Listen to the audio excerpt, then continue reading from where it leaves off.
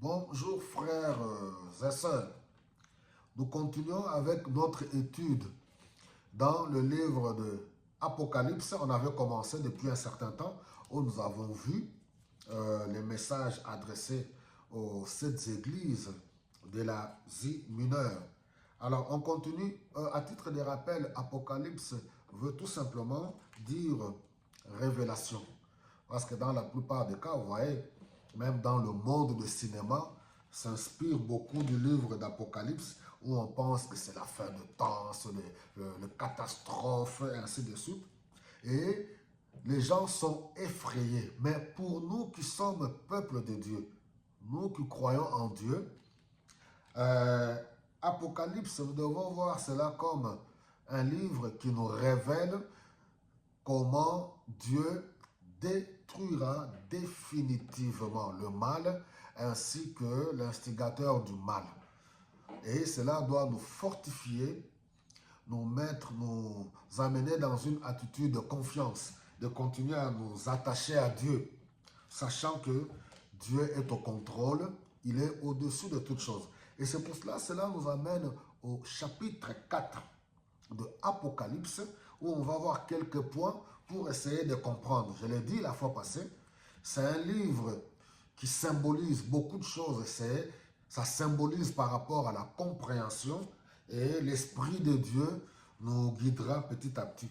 Il y a beaucoup de révélations là-dessus, mais on essaiera de dire l'essentiel pour la compréhension de plusieurs d'entre nous.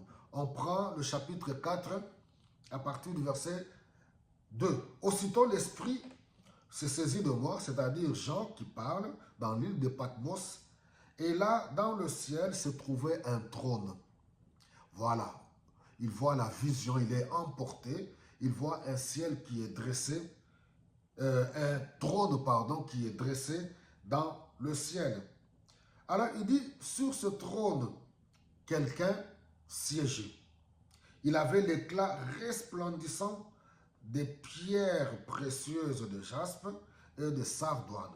Le trône était entouré d'un arc-en-ciel qui brillait comme une pierre d'émeraude. Voilà, on s'arrête un peu là pour évoluer petit à petit. La première des choses, nous devons comprendre que Jean, il voit le trône.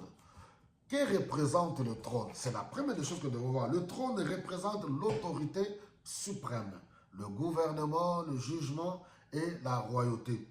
Jean ne voit pas un autel, ni une croix, ni quoi que ce soit, mais il voit le trône qui est dressé au ciel. Et ce n'est pas un trône fabriqué par un homme, ni par les hommes, ni par les scientifiques, ni par des techniciens quelconques, mais c'est un trône qui est dressé au ciel. Alors, il décrit celui qui est assis sur le trône. Waouh! Ce n'est ni un homme, ni un ange qui est assis sur le trône, mais par contre, il décrit tout simplement la gloire que reflète l'être assis sur le trône. Alors, pourquoi? Parce qu'on ne peut pas décrire Dieu.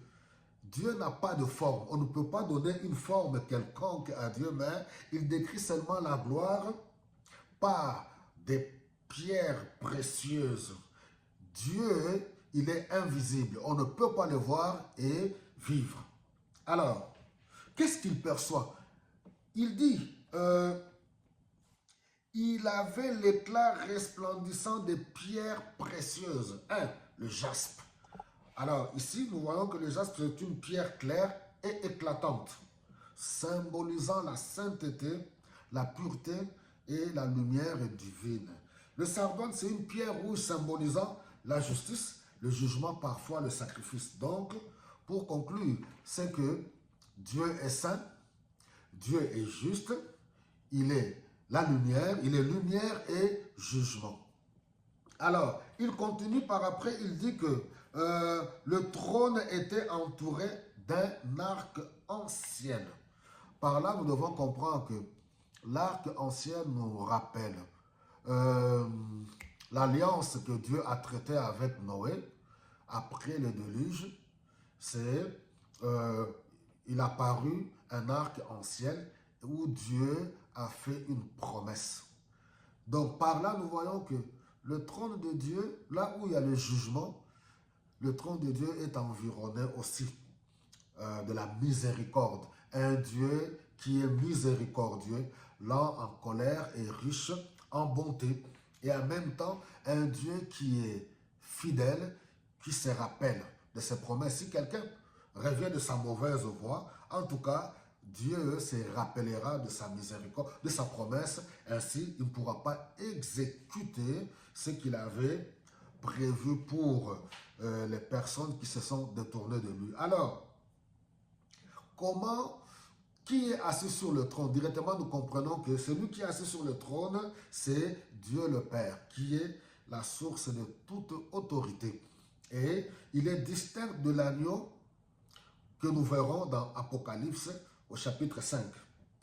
En tout, pour conclure, le trône que Jean a vu ici représente l'autorité absolue de Dieu.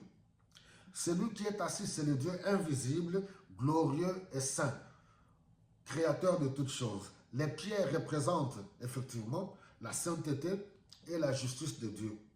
L'arc-en-ciel représente la miséricorde autour du jugement de Dieu. Et pour conclure cette petite partie, Dieu règne avant, pendant et après. C'est-à-dire Dieu règne pour toujours. Son règne n'a ni commencement ni fin. Je m'arrête là pour cette première partie et nous continuerons. Cela nous permettra de ne pas être des chrétiens qui prient en l'air. Des chrétiens qui sont là, qui ne connaissent que le verset biblique du genre. Voilà, mes ennemis, là, ton humiliation sera ton élévation. Cette année, Dieu va t'amener, tu vas voyager, tu vas te marier. Toutes les belles promesses de Dieu sont vraies. Mais nous voulons avoir des chrétiens stables, équilibrés, ayant la maturité, comprenant les saintes écritures pour l'utilité et pour être utile dans cette société. Que Dieu vous bénisse abondamment.